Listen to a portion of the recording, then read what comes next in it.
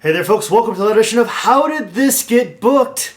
I, of course, am Jake Manning, your host, along with my co-host, my regular co-host, tag team partner, stablemate member, bike club member, Zane Riley. Hey, everybody. How you doing, Jake? I appreciate you coming in, as always, Zane.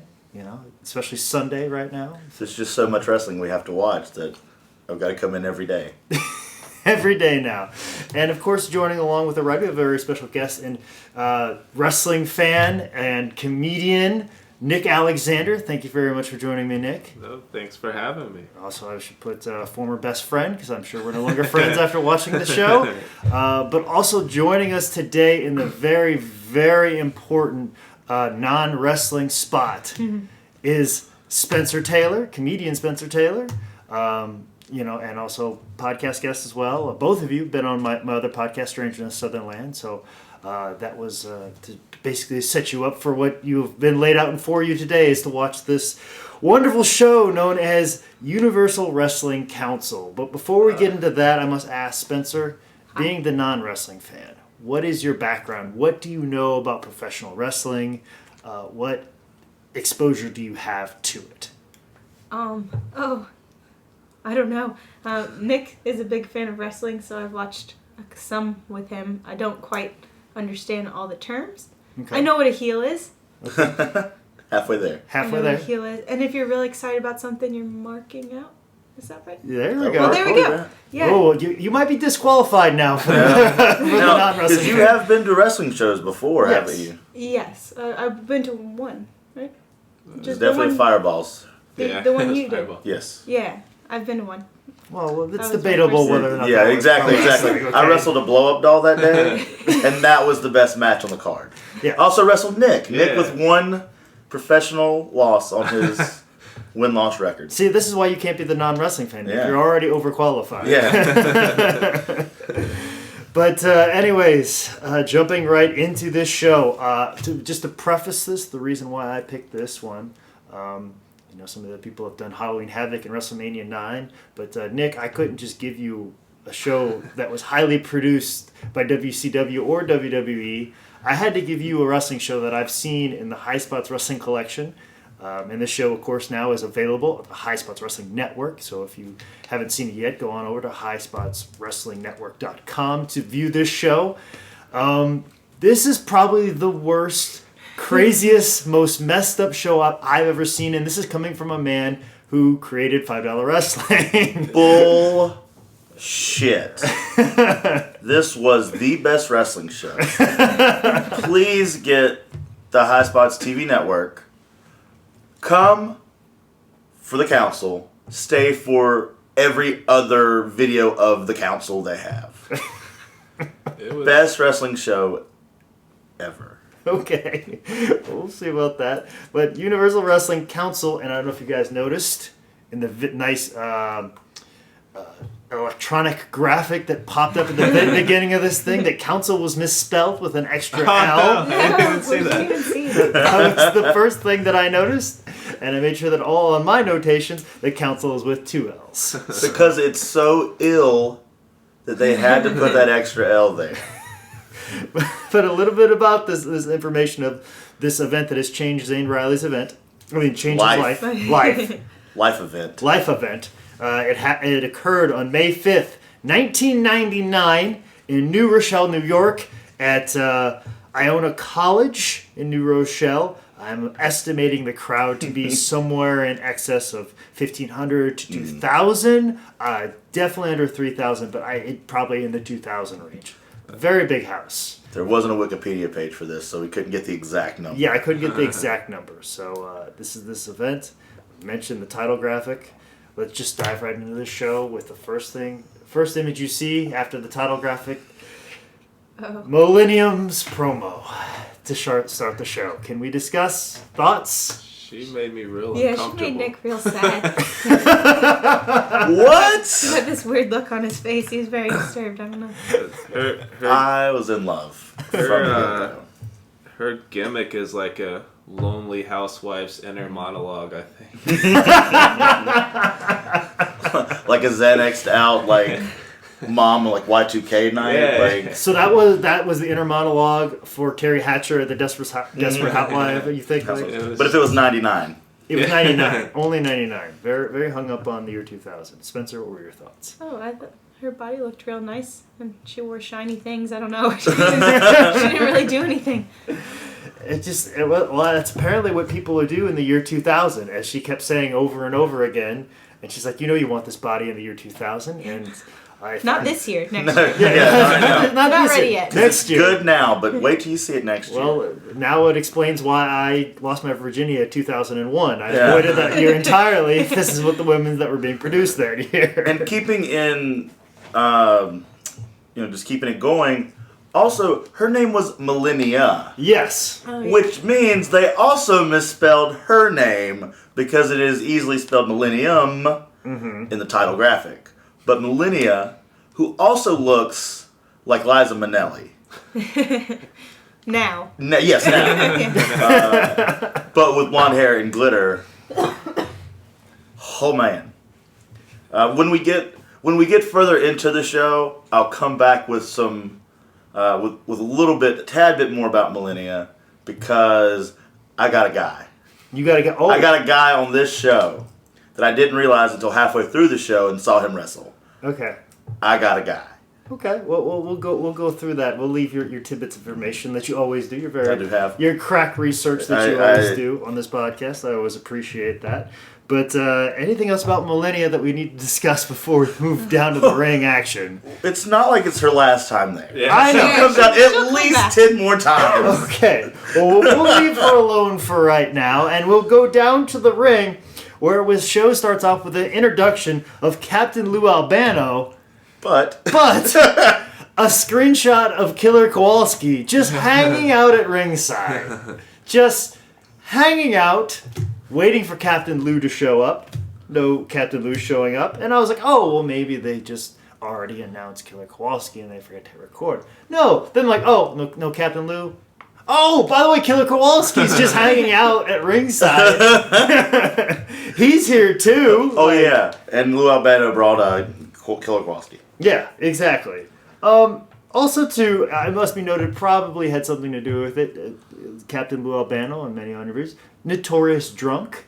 Yeah. Showed up to the ringside finally with a styrofoam cup, which I imagine had alcohol in it. He was probably just prepping for the 3 hours of shit he was about to He already knew. Because that's the thing. He didn't just like come out, nod, and then go to the back. No. He's like, no, I'm gonna sit front row and watch this. And like made run-ins on commentary multiple times. But with the same liner, it was always about his brain wasn't big enough to put in a dull BB. Like that was, he kept grabbing the mic so he could say that line again.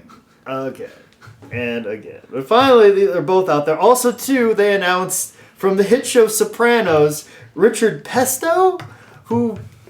Isn't that the guy that owns the Italian restaurant across from Bob's Burgers? No. Jimmy Pesto. Jimmy Pesto. Jimmy Pesto. And he just looked like just some dude that probably guy. was in one episode of The Sopranos. He was an extra. He got just as much fanfare as WWE Hall of Famer Killer Kowalski and Captain Lou Albano. I didn't recognize, this is going to sound kind of dumb, I didn't recognize Kowalski immediately.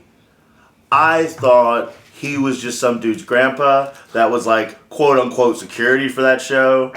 And then I was like, wait a minute, that's a guy, that's someone. Holy shit, that's Killer Kowalski. And he kept like trying to get in the ring. And then they just kept making a big deal that it was Lou Albano, so he just kind of kept holding back. Mm-hmm. And it just, at first, was like, oh my god, whose grandpa is this? And why do they keep showing him?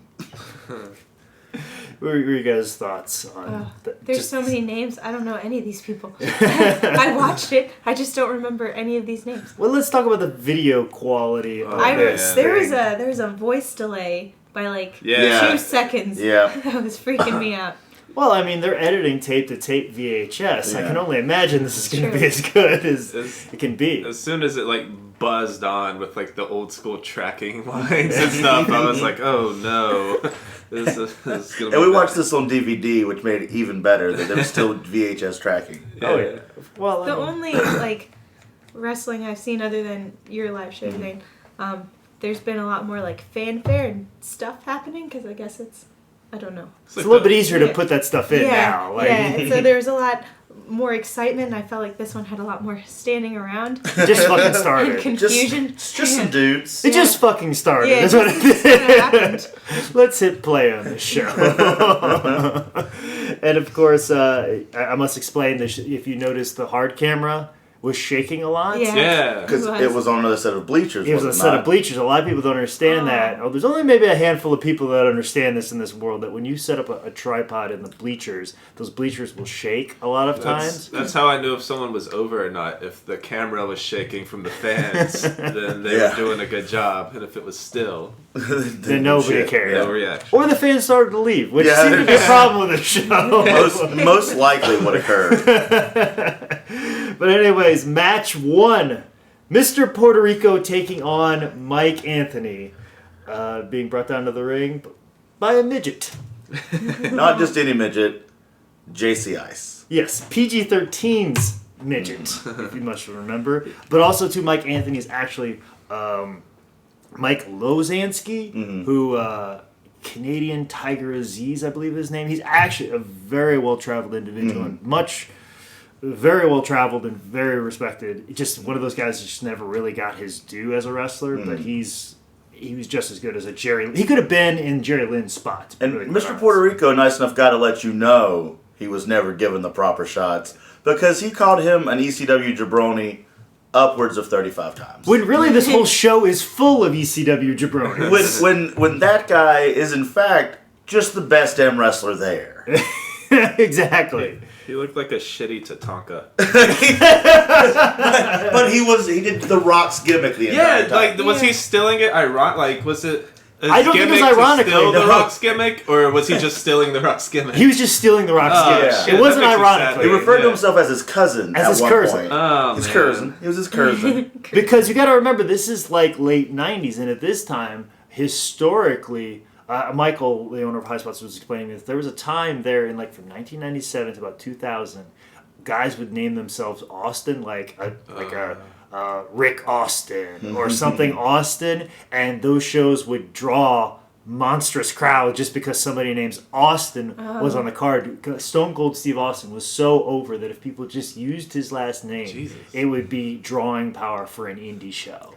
But this guy wasn't even the same nationality. Admittedly not the same. Hey, okay, first A. Admittedly, he was Mr. Puerto Rico. However, the crack announce team goes on to, at some point, acknowledge the fact that he's fucking Italian.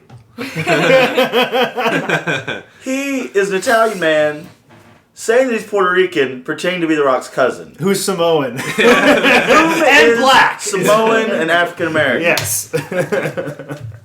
All kinds of confusion. But JC Ice is there, so can you do? Yeah. What's a jabroni? Good question.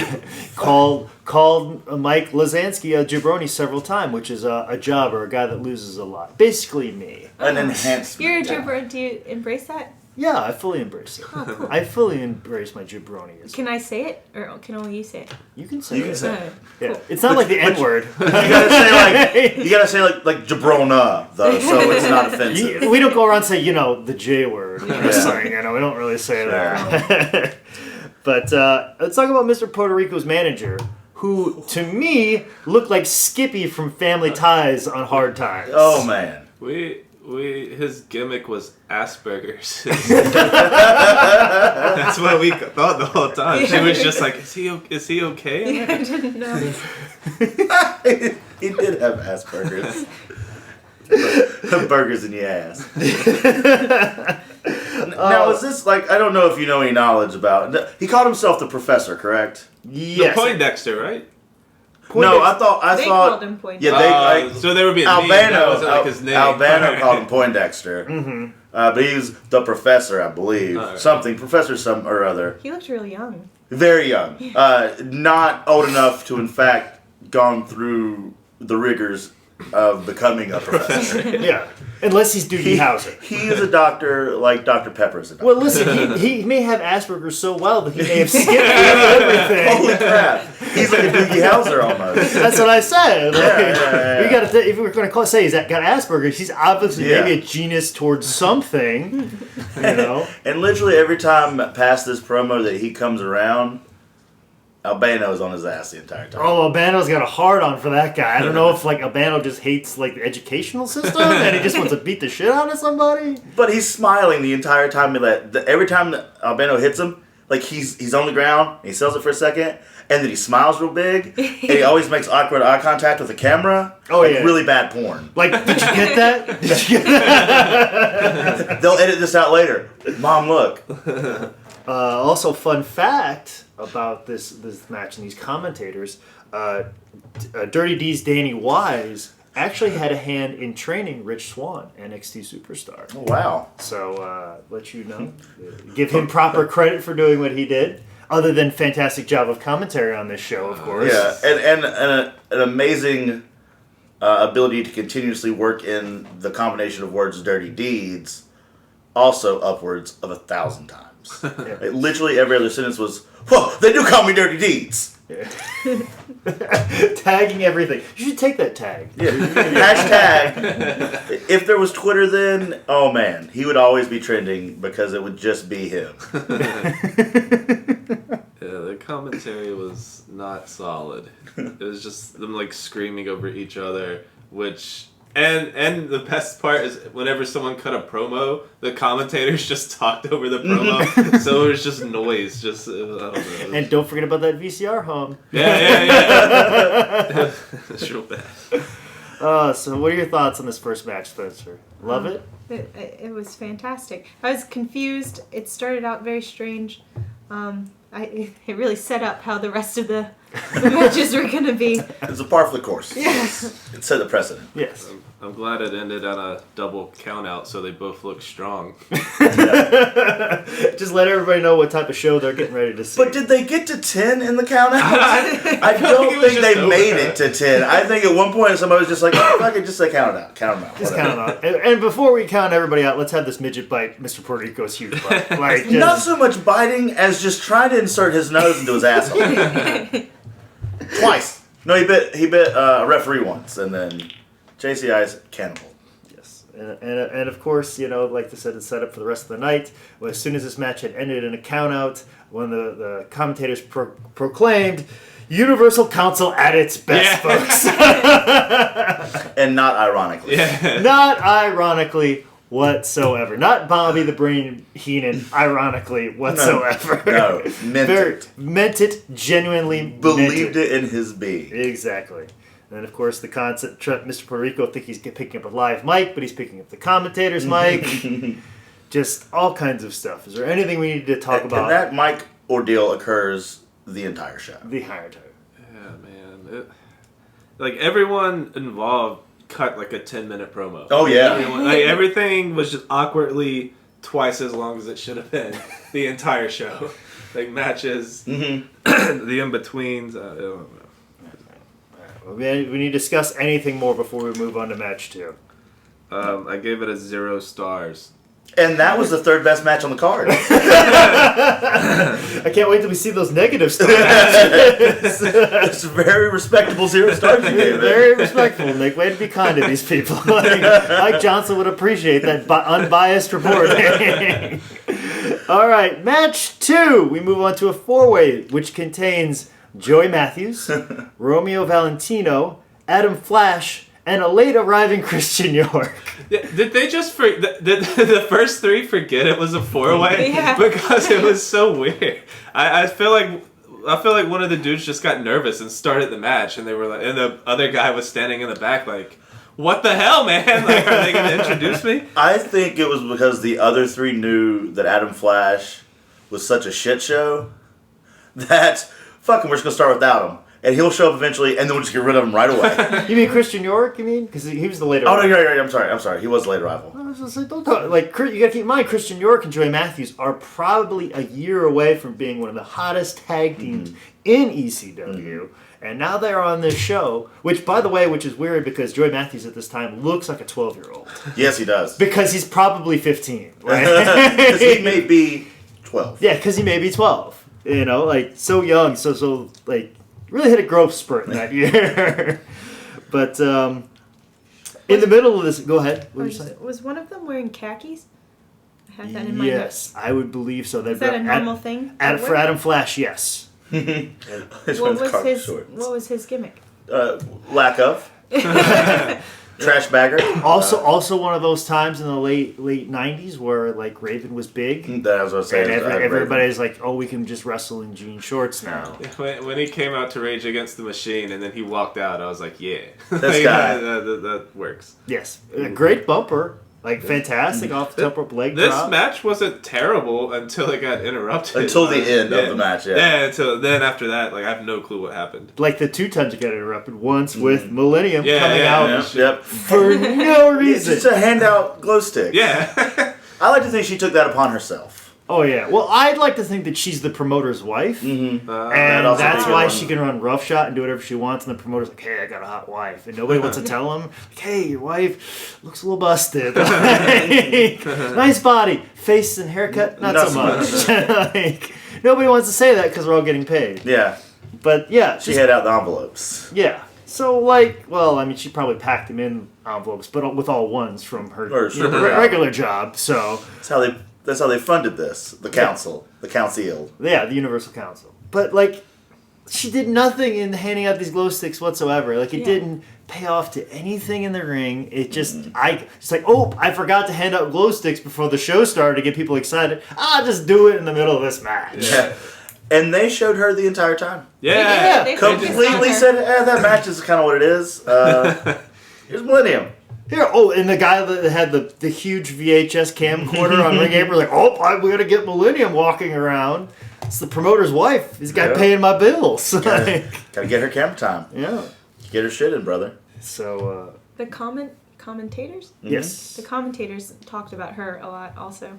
On and off. They'd just be like, oh, look at her. Yeah. She's got a body. And then they'd What go match? back to the match. Yeah. Yeah, and see, that's the thing is, like, I know wrestling, we're supposed to suspend our disbelief. It was very hard to suspend my disbelief to thinking that she's hot. I'm sorry. I couldn't do that. I'm more on board with the Undertaker being dead. Yeah. Than her being attractive. Ditto, Nick. Ditto. Disagree. Disagree. Okay, well, I'm sorry we offended. I'm in love, guys. Well, that's your cross to bear. But, like, it's just so weird to me because, like, Joey Matthews is, like, a high-level agent and official for WWE. I mean, for him to say that he was involved in a match that was basically interrupted by someone like Millennium is like Gerald Briscoe saying, yeah, there was a time where I had a match and just this stripper came out and started throwing glow sticks out. Like, I don't think that ever happened to the Briscoe brothers. So, and anyways, we get to the end where the Pitbulls finally run in. Now, during this match, they eliminate Adam Flash, correct? Yes, it's elimination. Okay, did they ever? It's like I never heard them like say that it was elimination. Yeah, we were real confused. It just occurred, and then they just beat the shit out of Christian York for the next little while. Mm-hmm. We halfway through we were like, is this a tag match or a 4-way or like because it was real weird. It started as a 3-way, turned into a 4-way, it turned into elimination. No restructure. They just needed guys to go out and do a bunch of moves until the Pitbulls came in. Look, Millennia has a spot to get in. If you guys will go have a match so we can get her ready. Yeah. So, anyways, Pitbulls come out with Royce Prophet. Also known as Peen Quinn. Okay. Like Penguin. Because he, That's what I said. He looked like the he penguin. looks just like... And they even referred to him as Oswald Cobblepot once or twice. I said he looked like an unsuccessful Paul Heyman. Yep, that's about right. But yeah, his also managed gimmick is the Penguin. Yeah, he looked just like it. Well, at least he's aware of what he's working with. Oh, yeah. Eddie Pepitone, the comic, He looked, Yes. he looked like him with hair. Kind of. Yeah. Kind of hairy. Kind of hair. The skullet. The skullet, which was amazing. Let's talk about this promo that was cut afterwards. All 90 minutes of it. The first one to be of 90 minute length. Where your buddy Oswald Cobblepot dropped the F-bomb. Not fuck, but faggot. Yeah. On a live Also, not the first time faggot is yelled out during this show. No, not at all. The 90s were so weird where we could just get away with saying that as loud as possible. And then, but the next thing he said is like, let's bring out this ticket seller, referring to Shark Attack Kid, who's home. I'm not for sure which more offensive at this point, the word faggot or ticket seller to me. Like, I don't know which one I would fight over. We're gonna get a Shark Attack Kill in this show to ask him which one made him madder. Yeah, like I think like Meek Doll, they're about equal. Like for me, this was 17 years ago, so nowadays he's probably just Shark Attack older gentleman. yeah. Well, he kind of looked like an older gentleman. Yeah, he was balding a little bit. Yeah, but not afraid to say piece of shit on a live microphone, Shark Attack Kid. And I You're like not how they supposed to. never. Go ahead. You're not supposed to swear. Not really. Not when Yeah, there's it's- kids in the audience. Yeah. Oh yeah, there's children. Yeah, because that's what you want. That's why we've got the large crowd. When your name has kid in it, at what point in your career do you decide to take it away? He's like, when do you age in wrestling? What is the wrestler's age? Yeah, that is a good question. Yeah, like like- when is it time to hang up the Because kid it seems thing? like 1, 2, 3 Kid gracefully eased into Pac. Yeah. But like, if he didn't, if DX wasn't a thing, would he have been like just 1, 2, 3 at some point? Or? Well, he did Chikara a year or two ago and billed himself as the 1, 2, 3 Kid. Oh. So still hard to let your childhood go, even if you are Sean Waltman. and hit Shawn Michaels. yeah, Yeah. I He's guess. still a heartbreak kid. Yeah. Heartbreak Kid, but he's made it HBK, I guess. Yeah. Made Yeah. it cool, but Also, they never really talked about who the black kid is. yeah, just kind of. I thought it was JT Smith for a second. Mm-hmm. Not the case. Just some dude that needed to take a DDT from Some Jake the Jake Snake Snake. Roberts. And had to add his own little slam dunking in the tag team power bombs. Yes, and also too. Apparently, Jake the Snake Roberts is filling in for Yokozuna, who was supposed to tag with Shark Attack Kid. Which I would love to know why Yoko didn't show up. Or if Yoko was even supposed to show up. Yeah. Yeah, but that would have been interesting. Yeah. I think that that would have been pretty cool. But What could the Bulldogs do with Yokozuna? yeah, like My favorite thing about Jake the Snake showing up, like if you watch like, I don't know, Ring of Honor or something, like when a big WWE guy comes, he comes in like a suit and like sunglasses. Jake showed up in like pajama bottoms and a Tasmanian devil shirt. They were his dress pajamas. I mean, come on. It was just so funny. I mean, this is the era of Jake the Snake Roberts in pajama pants all the time. So, Spencer, thoughts? I don't know. Shark Attack Kid. Is his gimmick that he was attacked by a shark, or is he a shark attacking people? These are all good questions. I Or don't think attacking Shark. kids. Yeah, Yeah. and I don't think that Shark Attack Kid ever asked himself when he came up with the name. Closed his eyes and picked 3 words and said, "All right." Yeah. Ping pong ball method of just drawing out ping pong balls with He words opened on up. them. He had a thesaurus. I feel like a lot of them they all talked so long, but I didn't get a sense of who anyone was. Yeah, right. Or like they never really had like a sense of direction of where they were going with their Yeah. big tirades of words. Speaking of not knowing where they're going with a long tirade of words, the next segment, match number 3, 911, coming out again with Royce Prophet. Royce Prophet. Just coming right back out. Just this segment of just how long could you be in a Jeez, microphone? man. It was so brutal. And that wasn't even the most bizarre part of the match. He cuts this long promo with 911, who's getting very good heat. Very good old school heat. I enjoyed him being there more than when the match started. But then he just starts pulling, like, obviously trainees out of the audience. Yeah. But then they make a big deal about Big Dog coming out. I missed his name, but I could not miss that he came out to DMX's Rough Riders. I wanted to bring it up earlier in the first match. I completely forgot to. The music selections of some of these people had to have been like I mean, just play whatever you got. And he literally just hit random, and this is what they got. Because when they first brought out, like, the Mr. Puerto Rico and everything, he came out to a Kiss song. Mm-hmm. Yeah. But they played the wrong Kiss song first. They played a couple seconds of Love Gun, and then had to stop it and play the right Kiss song. Yeah, which somebody used Love Gun later and actually worked well for him. So. But that would be the third Kiss song, and there was also like 3 Black Sabbath songs throughout the entire show. And AC/DC, we got to get, very... George South must have been the sound guy on this show. I'll just play whatever. I got it. Here, look. Here's the greatest Journey hits. Here's the greatest Kiss hits. Just do what you gotta do. Well, back to the Rough Rider himself, Big Dog. What can we say about this man other than he's an obese gentleman that has a homemade t-shirt, wrestling in jorts, carrying a dog bone with him. On a chain.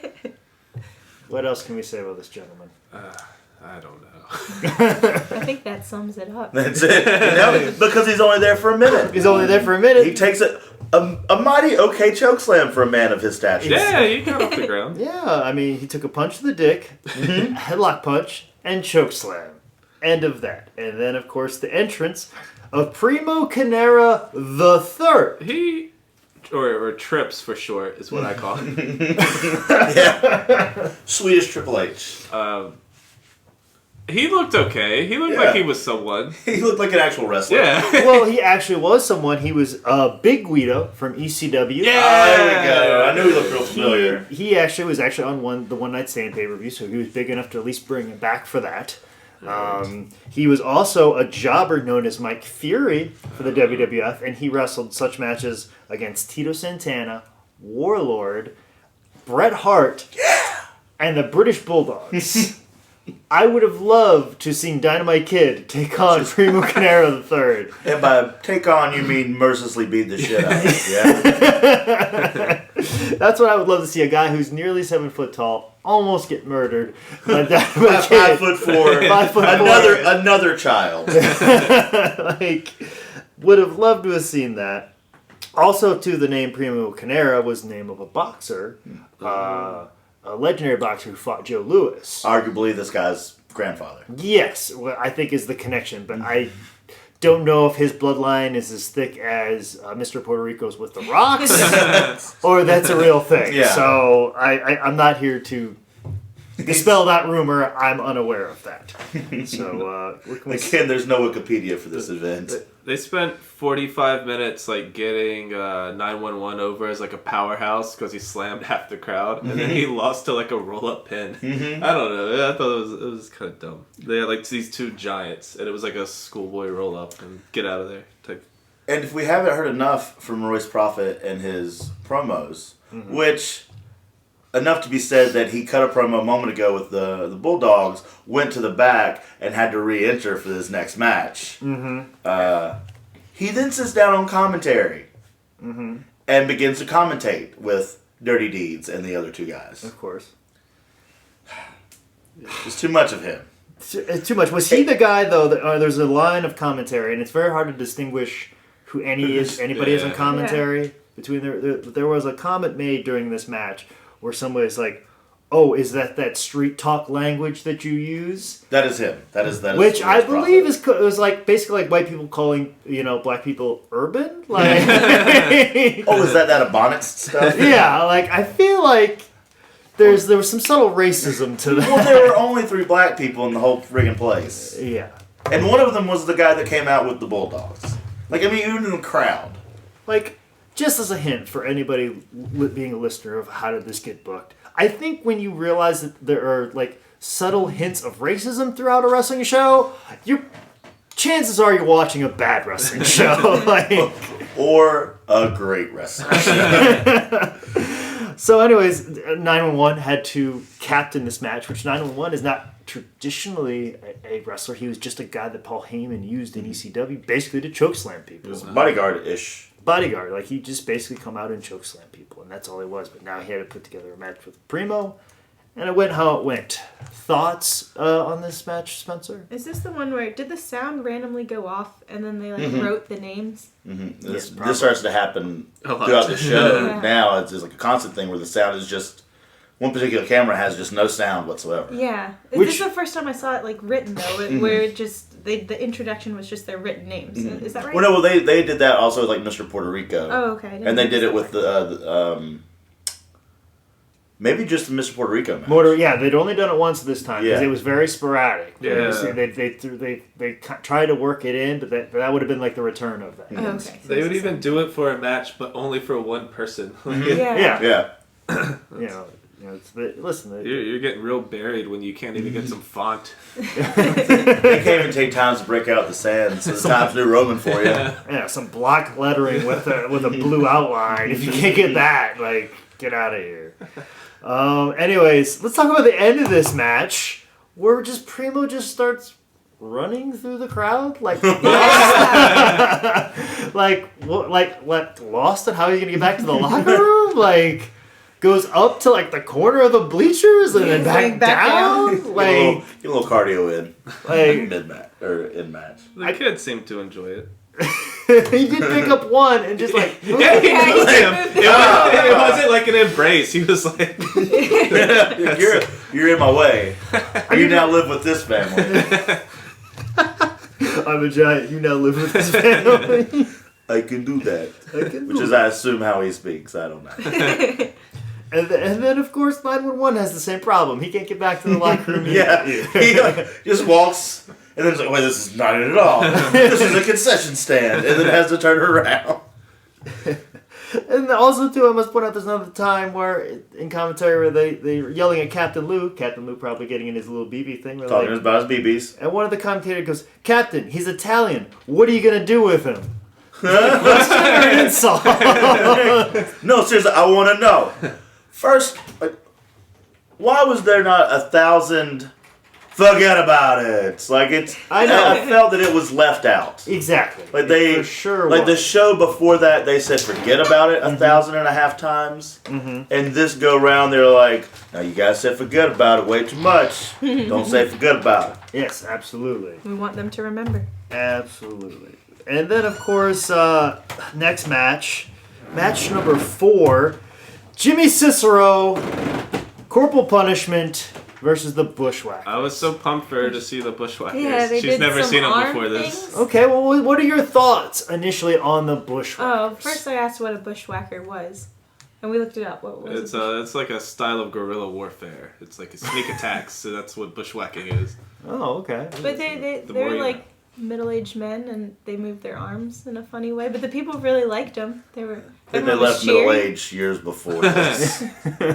Yes, this is very much on the downturn, but also too. And they licked people's heads, right? Yeah. Their bald heads. Oh no. Well, if you were a kid and the Bushwhackers licked your head, how would you feel about it, Spencer? Oh, especially sad because it was only bald heads, right? So that would be like a little cancerous kid.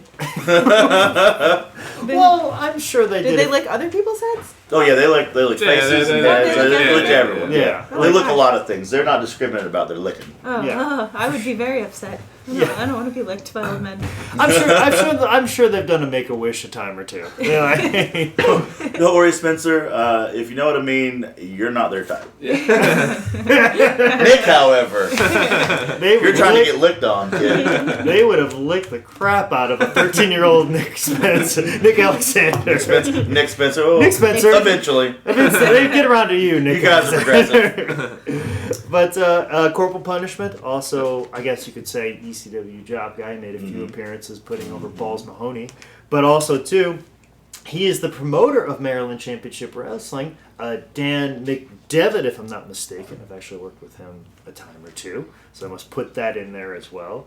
And like a true promoter, he's very well aware of the circumstances that, hey, you should say faggot on a live microphone as well. And not just faggot. Follow that with the hug, in which he gropes Jimmy Cicero's butt. Yeah. Like he said, he goes, people started chanting it, and then he goes, everybody knows that me and Jimmy Cicero are faggots. What? Like, Jake, told you I got a guy. oh. Jimmy Cicero is a very dear friend of mine. We wrestle together every month. Jimmy Cicero and Steve Carino did WWE darts Yeah. at Madison Square Garden a lot. And so Steve brings them in. And so as soon as I saw him pop up, I had to message him and be like, holy shit, this is what I'm watching right now. I've got 1.5 million questions. And I was so ready to shit all over Royce Prophet because he was doing his job. I fucking hated that guy. I fucking despised him. And the first thing Jimmy says about him is, oh man, we've been friends for about 20 years. Damn it, Jimmy. Turns out. This hour-long conversation. I don't have 1 million questions anymore. I just have 2. Now, I had 1 million questions. I asked 2 specific questions. What the fuck is up with Royce Prophet? And he was like, oh no, he managed a lot of people. Yeah, I think I've seen him I think I was on a show with him. Me and Caleb were in New Jersey not too long ago, maybe several years ago. He used to manage Steve Carino and Cicero all the time, and he was just like, yeah, the guys are real super weird. That's exactly how he acts and speaks in normal conversation. Oh, yeah. Well, through these episodes that will end up on the High Spots Wrestling Network, I'm sure Royce Prophet will pop up several times in shows that we do. Cannot wait. So. My other question was, how do I bang Millennia? And first I had to explain who she was. Okay. But then he was like, oh yeah, you can get that. Like, it was a thing. It was a thing. Attainable. See, Spencer knows. Sometimes if a girl's obtainable, she's attractive. She was Liza Minnelli everybody.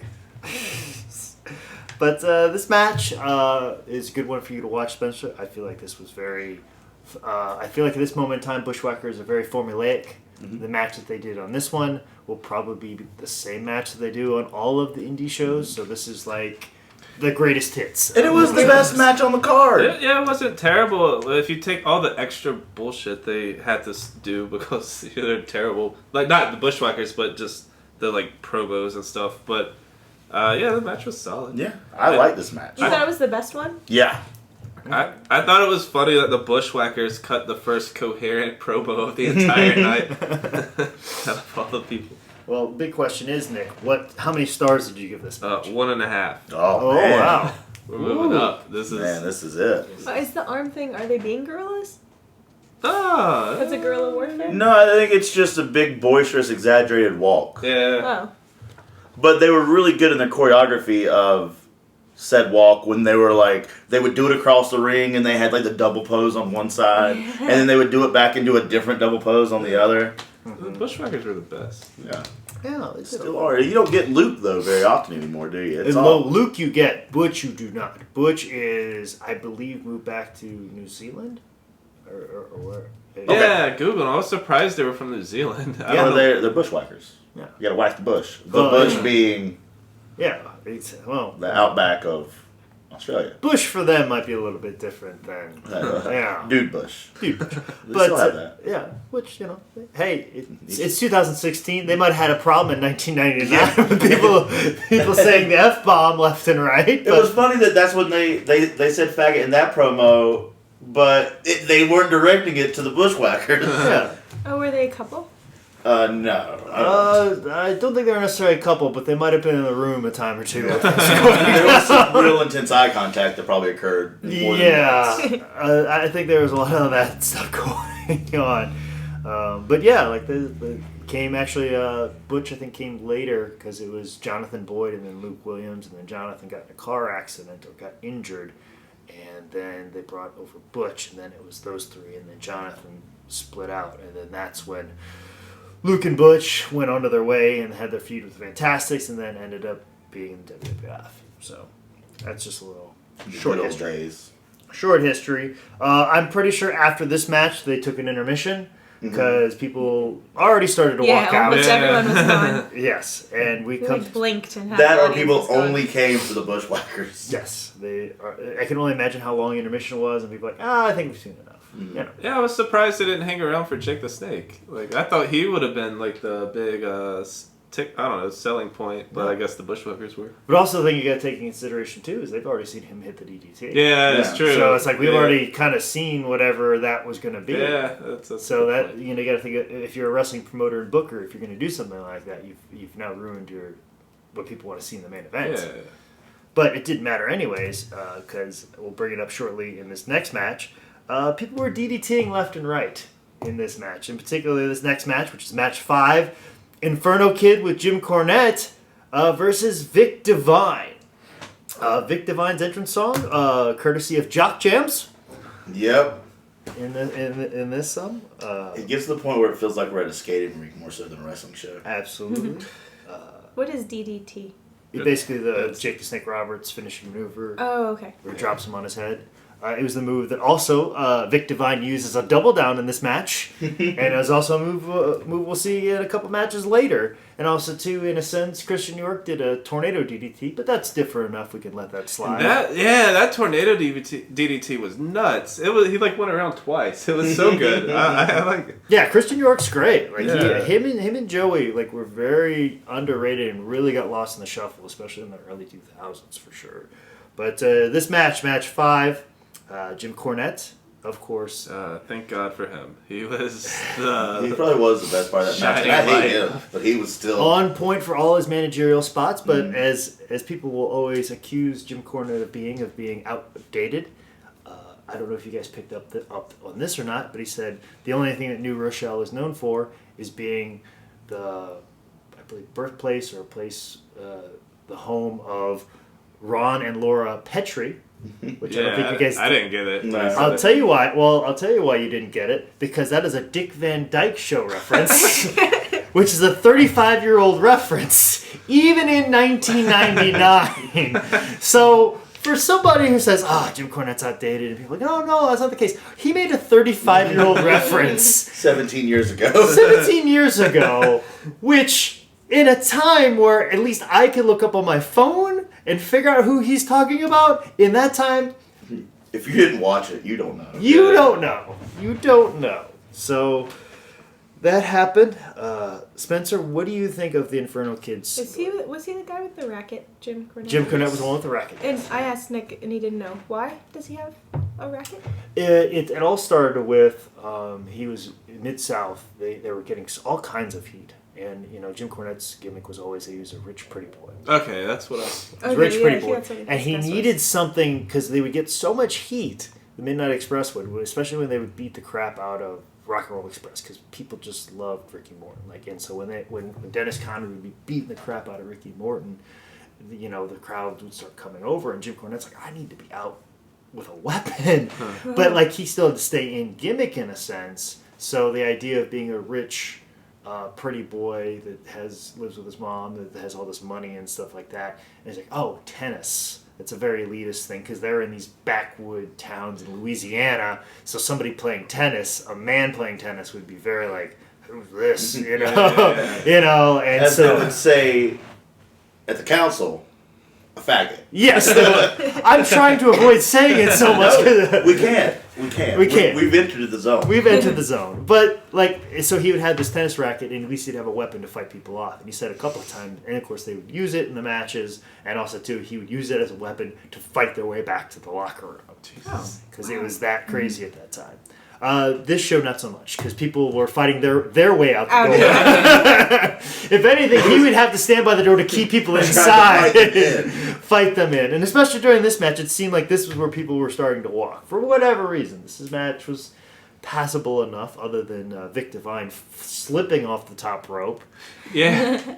A scary moment, especially somebody who's come off the top rope and torn an ACL. Scared me a little bit. I hope he was okay. But let's bring up the gear of these two gentlemen. Zane will know this, but I don't know if you guys will realize this. But this is the gear that they wore, the singlet, and then of course the black pants with the holes and the fringe and stuff like that.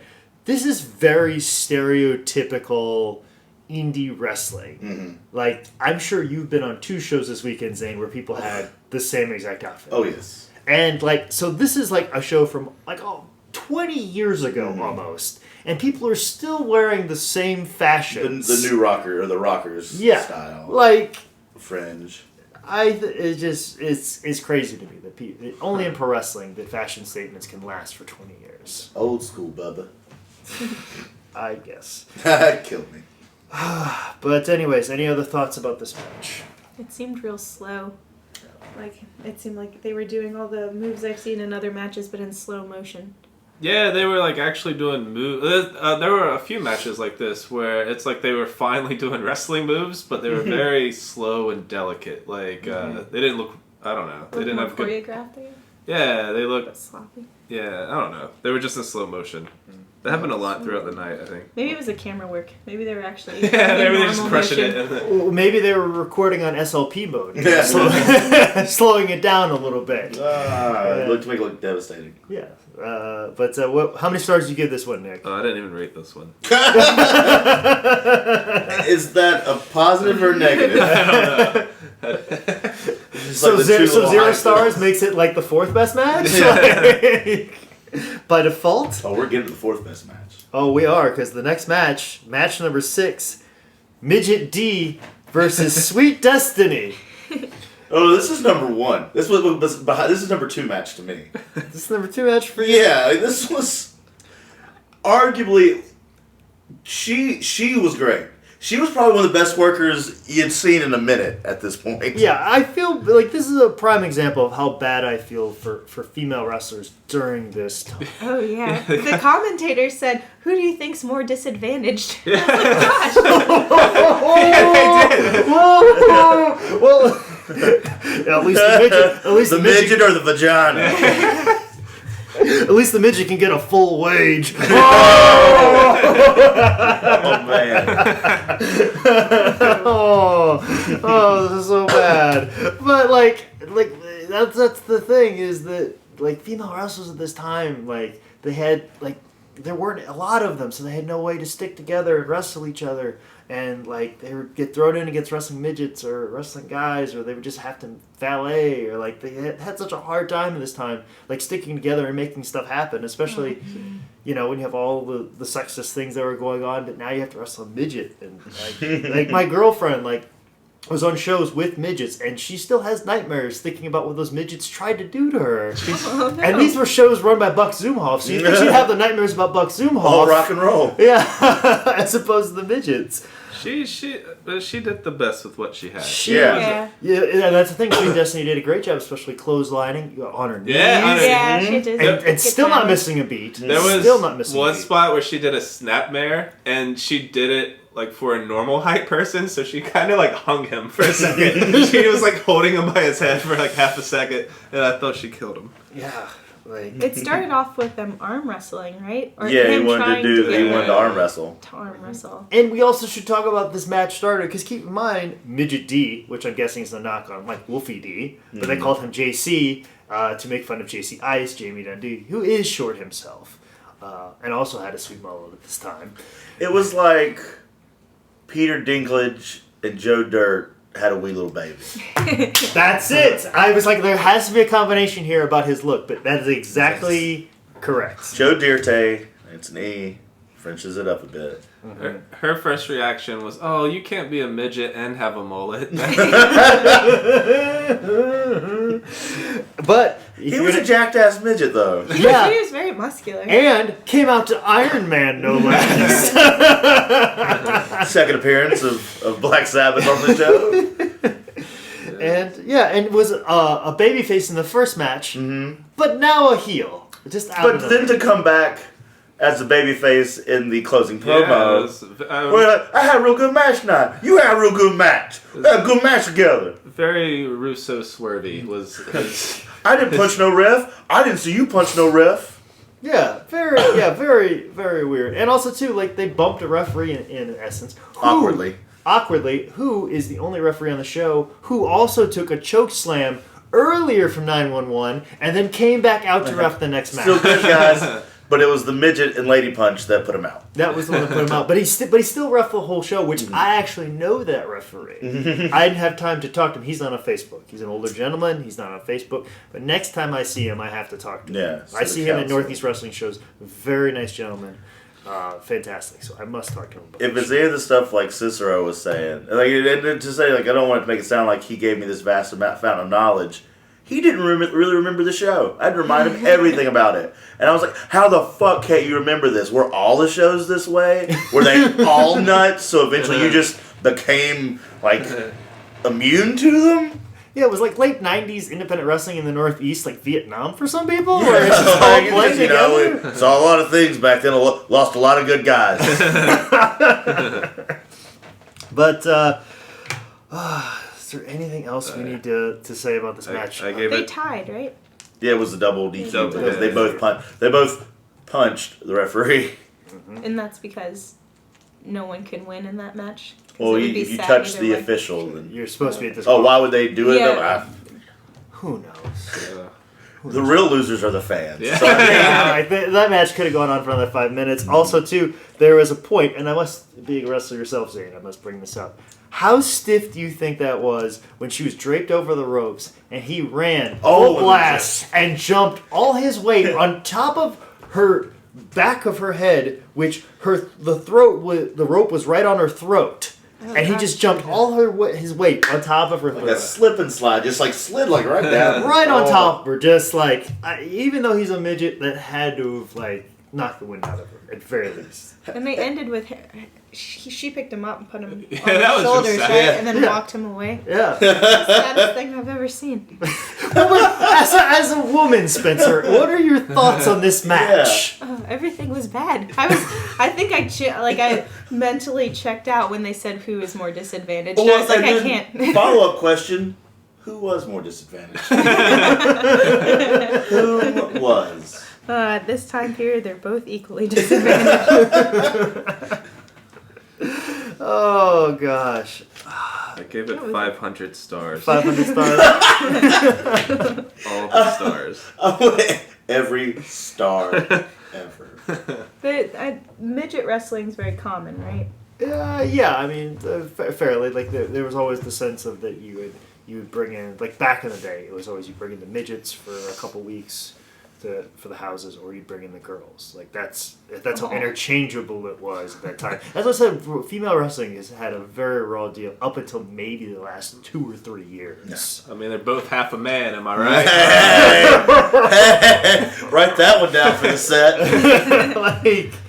But yeah, so that's kind of the history of it. So, but like, and they just put them in the same match. But after this match, of course, speaking of 50%, the 50-50 raffle occurred, and the real winner of the show was the person that won this raffle. And I'd like to believe this was the thing that really pushed people over the edge, because by the time they come back after that and they make a big jump cut, there is like nobody in the stands. The middle just emptied out. Yeah. Like, just like, okay, we've done the 50-50 raffle. They should have moved the camera to that spot now. Yeah. You move hard cam real fast, guys. You hold on. Yeah, and which led into match number 7, Chains versus Tom Brandy.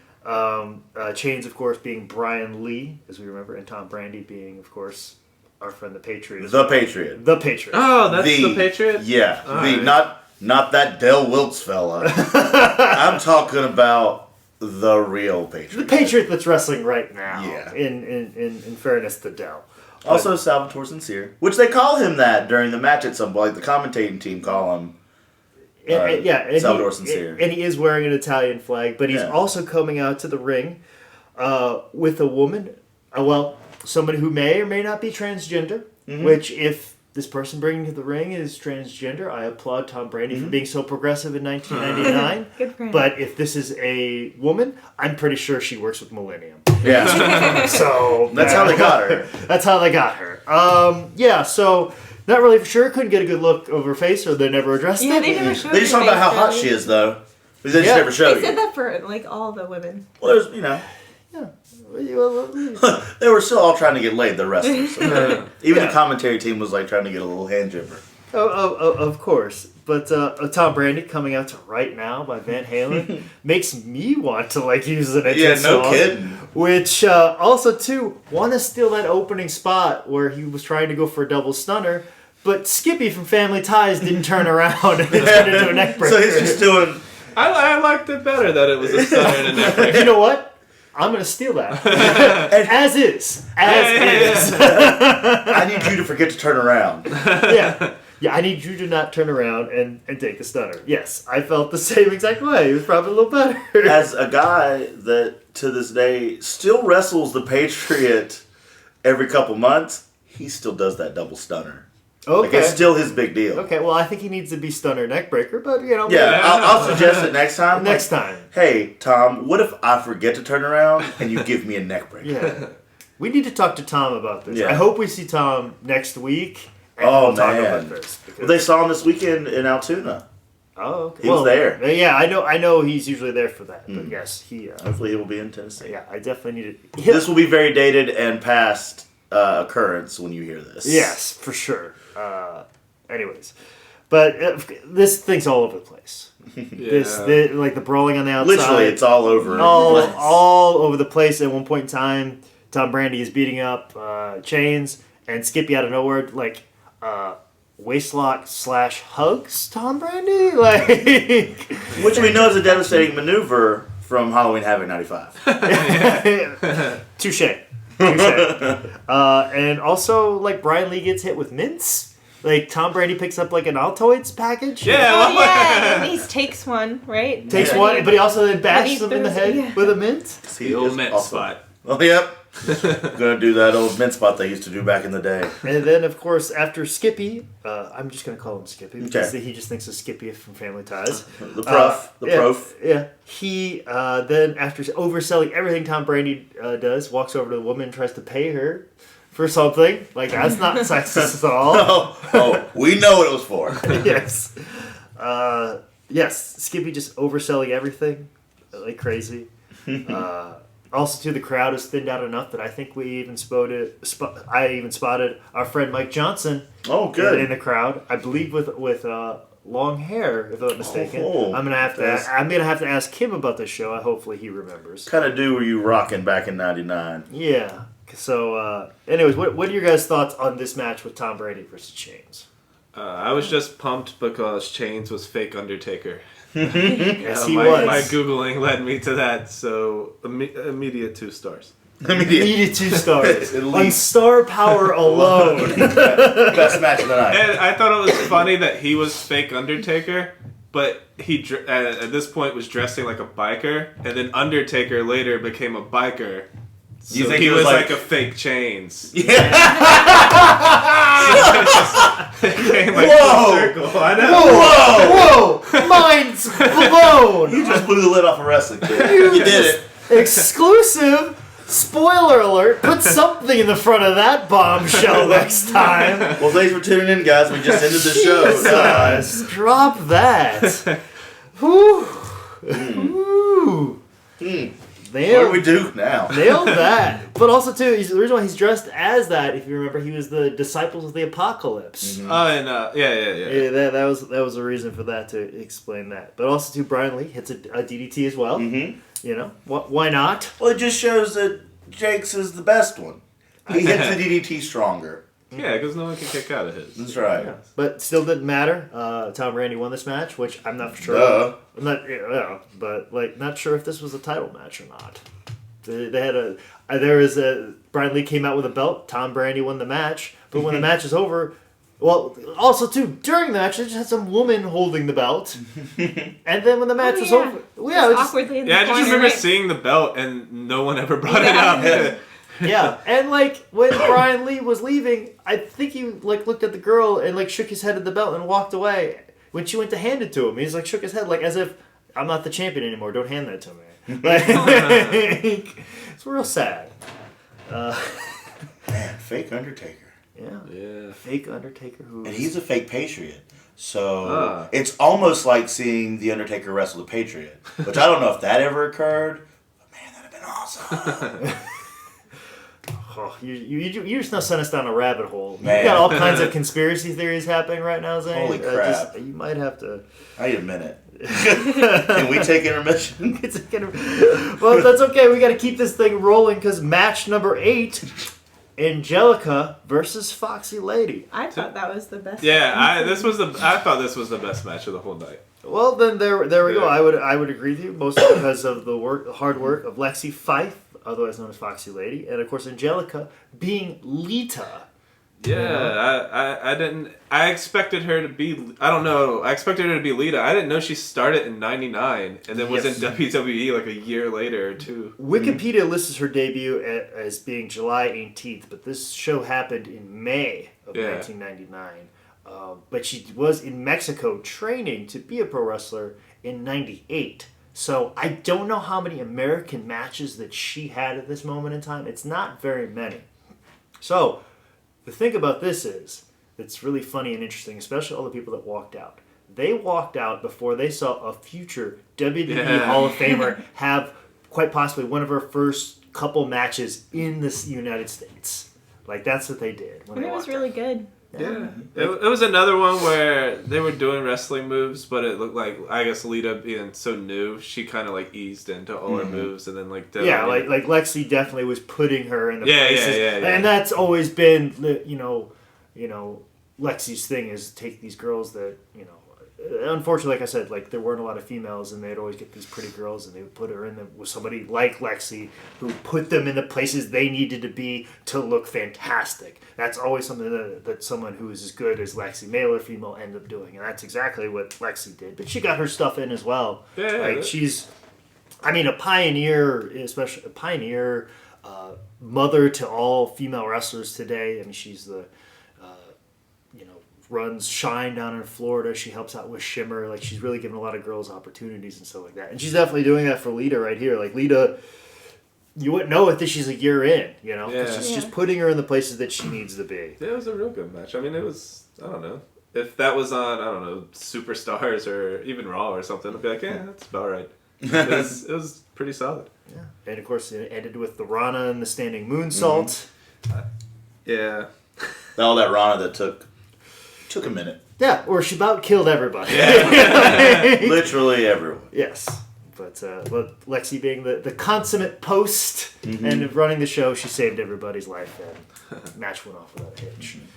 So, any other thoughts about this? Yeah, I must ask you, Spencer, because a lot of people cite Lita as being their inspiration, like a lot of female wrestlers saying that they're the inspiration for being a professional wrestler.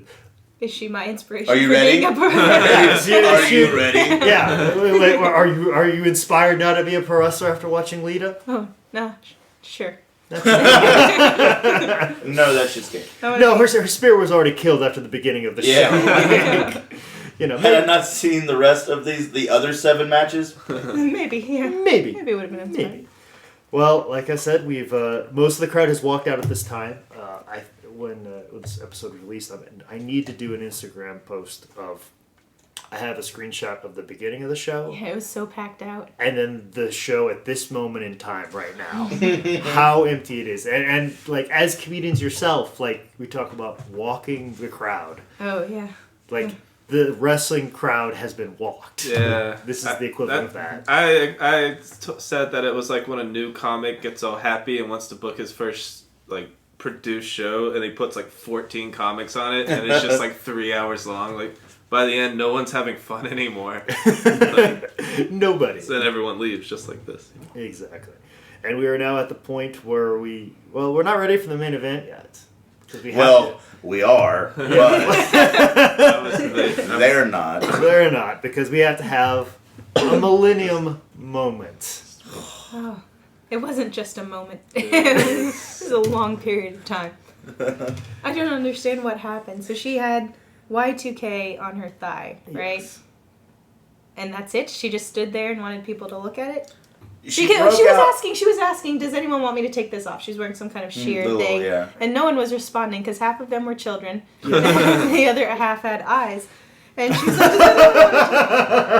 and so that took a long period of time. She had a wonderful body. You're talking to the future Mr. Millennia.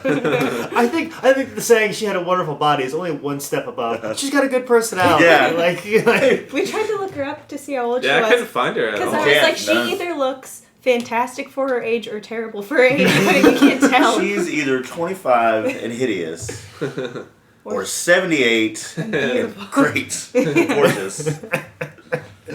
So she just comes out and starts just rambling on about herself and the year 2000. But she didn't really say anything about what's going to happen in 2000. Just she doesn't have thoughts. It's all glow sticks and glitter. Mm-hmm. And toes. And And legs. And thighs. Stomach. And just walking Chest. and just walking around in a thong. Yeah. Oh, yeah. It was Just Very, very Sable-esque over there. Just It's that- like she saw Monday Night Raw and was like, wait a minute. Yep, I got this. got it. You know, and that's the thing. Like, it's so weird now is that because of wrestling shows like this, and this is why I have no qualms about making jokes about it. It's because of wrestling shows like this that some venues will never have wrestling in it ever again. Because, like, all the girls are just going to walk around in their thongs or do whatever. Yeah. Because they all saw the council in 99. Yeah, or the guys will bleed all over the place, or they'll say, you know, shit on a live microphone. It's this Faggot. type of wrestling show right here that has gotten people kicked out of buildings, and it ran on too long. It's this exact type of show that made wrestling nuclear waste up until maybe the last 2 years. I was surprised they're still going. They have a Facebook and everything. What? Yeah. I'm aware of the Universal Wrestling Council still being a thing. I looked at it too, but if you looked, that council happened in North Carolina. So it's different. Different one. Okay. There was a different UIW, and it's different. They should really know about this. Yeah, no, like, hey, I saw some of you guys' videos. PSA. That's No. like naming your son Adolf and then Yeah. being like, what? Have this beautiful German boy. His name is Adolf. Adolf, and his mustache is coming in real nice, but just like one spot. It's right there. All right, so let's talk about this main event: Pit Bulls versus Shark. She called them what? The Bulldogs? Yeah, she brought them out as the Bulldogs. Close enough. Yeah.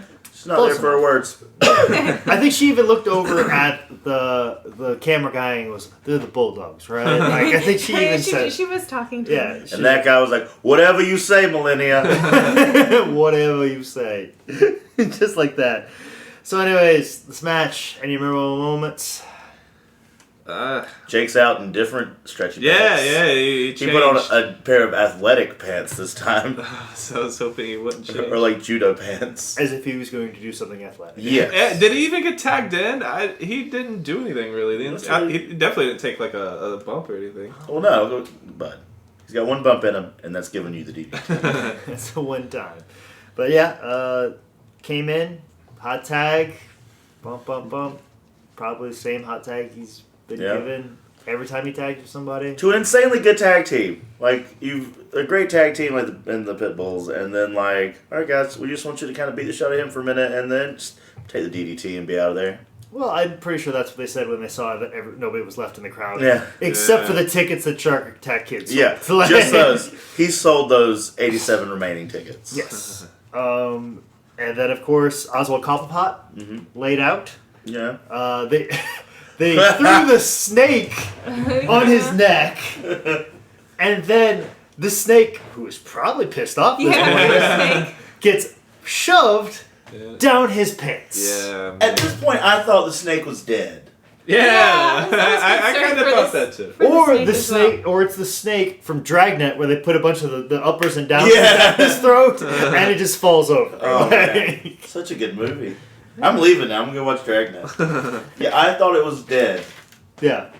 Because it did. I think Jake even like pulled up his pants leg like the snake was gonna crawl out, and then it just did it. He's already put that Well, back down. you got to keep in mind that it would have to go through the cankles Yeah. of Royce Prophet. There wasn't room. It was tough squeezing through there, and I know snakes can kind of like sink in through tight spaces. I think that might have been a little too tight for her. It makes me sad to think he's dead. Maybe he just gave up. Yeah, he's just like, you know what? I Doesn't can't. get any lower than this. I'll just lay here and die. But then Jake pulls him out, and he's like curling up Yeah. and going at it again. Yeah, like, I guess that's true. Damien made it, or whatever he's naming this snake. I don't. Yeah, whatever. And Yeah, and, Davis. always too, it's like I bet the promoter was more worried about making sure that they had an actual live snake for Jake the Snake Roberts, as opposed to make sure that the show was good. Yeah. Which is always like a typical calling card. Which good for Royce Prophet for not freaking the absolute shit out. Yeah, that's With what a I'm. constrictor. In his There's in your no face. amount of money. No, that could've done He that. no, was super like- calm. Did not open He just his took. eyes I mean, he or literally anything. just laid there. He just Yeah. took it like a champ. I would have been puking and crying. I could do it. I'm not scared of snakes. I'm terrified of snakes. I wouldn't want like a tarantula or something. Especially Jake the Snake, who's seen some shit. PTSD. He's going through a time or two. There's some things in that snake's life that he doesn't want to talk about anymore. He's been pawned before, probably. We don't take these. You fucking take them now, brother. And how raspy was Jake the Snake Yeah, Roberts' holy voice during that shit. end promo? This is before the yoga. Yeah. This is before This is before life DDP straight. came around to help him out. Like, He was living the fucking dream then. and see, that's the thing. Like, as bad as Jake the Snake Roberts looked health-wise, it would be probably another, oh gosh, would you say 10 plus years before he got his life together? 10, I'd say at least 10. Yeah, You know, definitely. Yeah, because it was 3 years ago, right? Where he did the yoga. He had the Kickstarter. He needed a surgery. That'd be about right, because it was like the first WrestleCon was kind of when all that was going on. Yeah. Because it was roughly about that time, and that would have been like 2013. So yeah, and this is 1999. So yeah, we're talking almost like 15 years. Jeez, man. So you see the path and how bad he looked. He survived that way. He For was, at a 15 moment, he was on top. Yeah. That's what I was trying to explain to her. Well, we watched The Wrestler afterwards, Yeah. so I could explain Jake the Snake to her. Oh, so you wanted to be even more depressed? Yeah. That's Ram Jam, guys, Ram Jam. that's going all in on the depression boat you do. But yeah, like he lived that way for 15 more years, and he's really only probably 2 years removed from his last stint at WWE. Mm-hmm. So he's pretty much on the downturn, but he survived that for 15 years. Crazy. That snake did not. I think they're not. Rest in peace, Damien. Damien number 8. But speaking of surviving things, guys, We did it. We survived the council. this show. Any thoughts? Anything that we've glazed over that we need to discuss? Wait, where was this shot? This New was York. in It was in New. Oh yeah. Right? New Rochelle, New York. Yeah. In the first match, I forgot this. The guy who, Mr. Puerto Rico, called all the New Yorkers, "Oh, you inbred New Yorkers," as if that was like Yeah, a and I was common like, is that an stereotype. insult? So and Corporal Robinson did the same exact as well. Yes, Did he? he did as well. Called them inbred. Which Why is that a? yeah, New Rochelle is actually it's not far from the city, if I'm not Yeah. mistaken. And like There's some upper crust in that area. yeah, It's not south of Just Mason-Dixon. yeah, like it's not like they're in Louisville, Kentucky. like that, I could see you could probably get away with. Yeah. But Man, anything it else? was long. Yeah. That It was, was way too long, and it would have been better if it was tighter and had different wrestlers in different matches. If that different show, production value, different commentators. if that show just got canceled and they just videotaped an empty arena for 3 hours, on par. Well, that's basically what almost happened in the end. They Mhm. pretty empty towards the end there. Now, I do want to go and see other like council shows to see where that rates. Yeah, I wouldn't Amongst other mind watching council another shows. one. Yeah. Just, to compare. Well, I may not have a wrestling council show, but I would definitely have wrestling shows of this ilk. If you will. So Like, it's really crazy to think that, like, literally, like, just about every single match had a ECW or a WWE wrestler in it. And this would have been right at the height of ECW when everybody fucking loved ECW. Yet all these ECW guys are in, like, real crap matches. And, like, I don't know why it doesn't translate to them being on this independent show as it does them being in ECW. no, it's the same thing in PWG. It only matters when it's in Reseda. The same matches will happen in different corners of the United States, but it doesn't mean anything unless it's PWG. Also, too, in all fairness, you look at some of the stuff from ECW, the wrestling doesn't hold up as well as it should. Yeah. Promos, on the other hand, Timeless. timeless, for sure. But definitely some of the wrestling. And it's not like we have Tommy Dreamer or Dean Malenko or Eddie Guerrero or But we had Tom Brady. we for sure had Tom Brady. Anyways, before we put this in the can, anything else we need to talk about? I think we've actually done justice for this show. I think so. Big question. Would you guys recommend this to anybody? Enemies. Yeah, people I don't like. I'm going to get Micah to watch it. Of course, yeah. Yeah. Fuck him. Give it to Micah, he'll watch anything. Oh, of course. Well, before we get out of here, Nick Spencer, can you please plug your social medias as always? It's a platform to let people know. Okay, if you want to follow me, And I don't have anything about wrestling, so I don't know why. Did you say Nick Spencer again? I did. Nick and Spencer. No, Nick and That's the Spencer. one. Okay, I thought you said Nick Nick and Spencer. Spencer. I said Nick and Spencer. I'm on Twitter at Spencer Taylor. Mhm. It's SpencaTayla. And Nick? And that's it. I do sometimes do some wrestling stuff, like talk about it, not wrestle. but I was that going to too. say when. I do. I am 0-1 against Zane Riley. He is make a great Frankenstein. But my stuff is NICKOHLESSA, like all social media. It's Nicolessa or Nicholas A. But of course, if you have a correction or mistake, or if you just want to yell at somebody, make sure you get up with me. Please leave nice Nick and Spencer alone. I will gladly feel all of the corrections or mistakes. Or if you're Royce Prophet and you want to yell at me on Twitter, please go right ahead. And it's very easy to do. I am available on Twitter at ManScoutManning. But if you also want to send an email, I am available on email at jake@sslshow.com. And of course, make sure you log on to howdidthisgetbooked.com. And don't forget to subscribe on iTunes and also to subscribe on the YouTube page, youtube.com/ManScoutManning. This has been another edition of How Did This Get Booked?